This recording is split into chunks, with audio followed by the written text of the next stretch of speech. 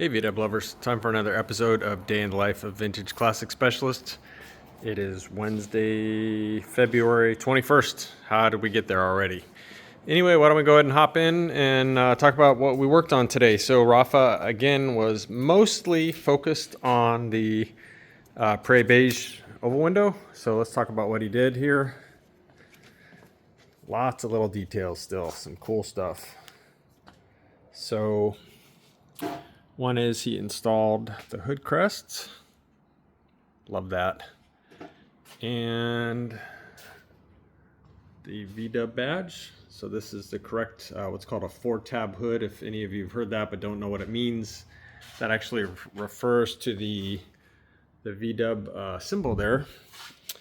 And that actually has 4 little tabs. You see them there, 1, 2, 3, 4 that hold that on. Some later ones had 3 tabs, and there's just all kinds of variations.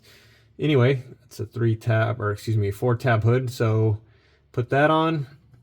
He installed the little boots for the speaker grill, so you can see those little boots there, and there.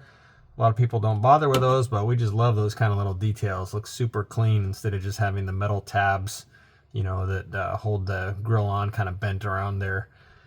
Super clean. Actually, I'm really loving how this under dash area is coming out. We did order the cover for it, which is a Wolfsburg West reproduction, very much like the original one. It's black, kind of a thick cardboard material. So, you know, I always have kind of mixed feelings about putting those in. They're correct and they make it look good, but at the same time, I do kind of hate to cover up work that's this nice. But the owner knows it's there, and anyone watching this channel or checking us out on Instagram will see it. And after that, it'll just be hidden. Anyway, so we put those things in. He put in, here's another little detail you don't see a lot of times, is on the passenger side, the horn grill is actually not a horn grill because there's no horn behind it. On the driver's side, it is literally a horn grill. There's a horn, see right there. So on this side, correct, is supposed to be a little metal block-off plate there that kind of fills in that hole. And so a lot of times people don't bother with that, but again, those details, we love them. So there it is, looking all correct and cool. Let's see, let's move on to inside the car. So inside the car, some more goodness going on here. Ugh, oil that. So the rear view mirror and visor went in. Zoom out a little bit here. So there we go. So I should mention, anyone who's not familiar with these cars probably noticed, since I'm kind of aiming the camera there, there's no visor on the passenger side. Remember, these were economy cars. They didn't actually come with a passenger side sun visor. So later ones did.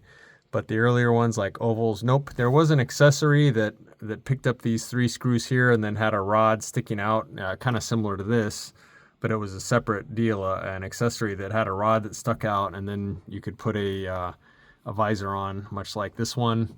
But yeah, from the factory, they didn't even come with a passenger side sun visor. So I guess the passengers just needed to squint or put on sunglasses or whatever if they were driving into the sun. Economy car. The other thing was the floor mats and tunnel mat went in. So interior on this thing is getting very close. I think the major thing left to do on the inside is the door panels and then the handles for the windows and the doors.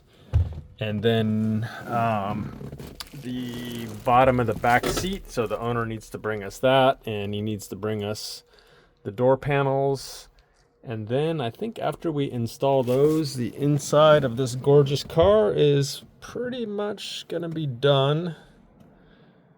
I just love this dash. I'm gonna miss looking at it when it's gone, but it's gonna make the owner very happy. So there was a bunch of other little details that Rafa did on the car today, but nothing worth spending any time on here. Just minor things all over the car, getting them straightened out.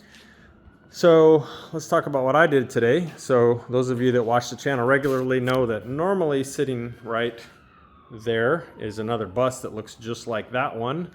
So that bus, as promised, went over to Octavio's shop today, our neighbor's shop, and it is getting the headliner and the ragtop installed, much like we just did with this one a week or so ago.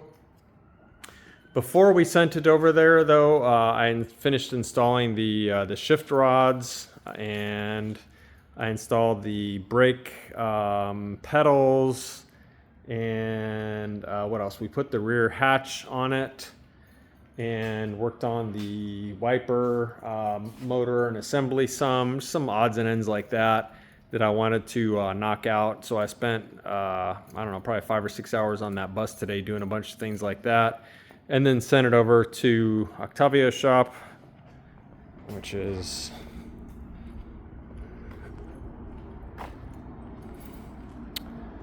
not that door, but that one. Yeah, right down the driveway. Super convenient. So yeah, that bus is going to spend probably a week over there getting the headliner and ragtop and its headliner put in. So super excited about that. The rest of the afternoon I spent working on the 71 Ghia. So kind of focused on the back of the car today. Went ahead and pulled out the tail light assemblies, pulled off the license plate light assembly, and this car had a lot of extra wiring on it that the owner, or actually the owner's dad, who had the car previously, had put on. I think I mentioned before, he flat towed the car, so he had all these wires for running lights. I think he tied into the stock tail light so that when he flat towed it, the brakes and so on lights would show up. But it was a mess. There was wires everywhere. So I stripped all that down, and now it's pretty much down to the stock wiring harness, which of course we're going to replace. But I've got it here so that I can use it to pull the new harness, probably pull it from, I'm not sure if I'm going to pull it from front to back or back to front, but either way, I need to leave at least part of this intact so that I can either pull this way if I go front to back, or grab it in the front and pull it this way and tape the new one on here and pull it through the car. Anyway, I haven't quite figured that out yet, but regardless, I got all this pretty much cleaned up and ready to trim and attach the new harness to, or use it to pull the new harness. Other thing was I started pulling out the engine compartment seal, which was super crusty and old. Got it all around here. Still need to do the front engine seal there. Yeah, it was pretty crispy, but it came out without too much trouble. A little elbow grease and a screwdriver, and worked it out of the channel. So that was about it for this one. Just kind of about an hour and a half at the end of the day, working on some of that wiring stuff and other miscellaneous things. I'll probably be spending most of the day on this car tomorrow. We'll see how it goes. Anyway, that is it for today, guys. Pretty productive day in the shop. So thanks for watching, and stay tuned tomorrow for the next episode. Thanks. Bye.